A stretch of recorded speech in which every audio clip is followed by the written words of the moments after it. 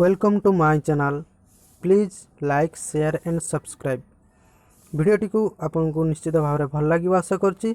चलंतु आज टॉपिक कौन अच्छी से विषय आलोचना करिवा।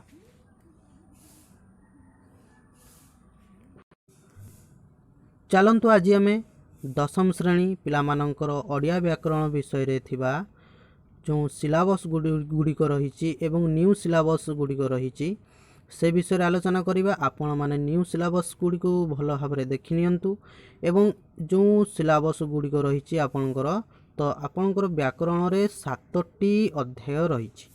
7टी अध्याय रु कौ सिलेबस टी को कौ अध्याय टी को कौ विषय रही कौ विषय नाही ताहा आपण माने न्यू सिलेबस रे देखि पारंती एवं एई किंतु आमे एई जो जेतिकी सिलेबस रही आमे आपण माने देखि पारुथिबे एठारे देखि पारुथिबे आपण माने जेतिकी अध्याय रही सबु अध्याय गुडी को आमे आलोचना करिवा।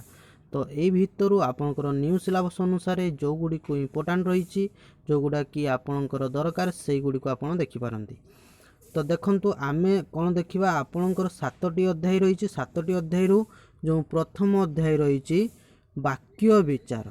वाक्य विचार कौन वाक्य कहले आमे कौन बुझिबा वाक्यर कौन कौन रही थाए एवं वाक्य केते प्रकार वाक्य विषय आमे संपूर्ण भाव में विवरणी जानिबा।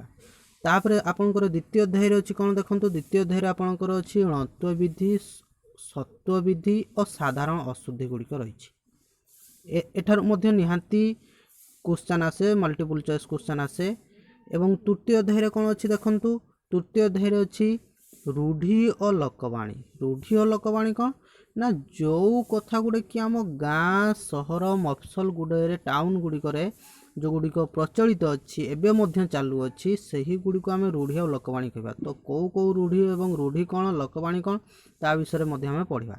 देन देखंतु चतुर्थ अध्याय कौन अच्छी आपणकर अनुवाद प्रकरण अच्छी एवं पंचम अध्याय अच्छी देखंतु छंद अलंकार। छंद कौन अलंकार कौन से विषय में पढ़ू।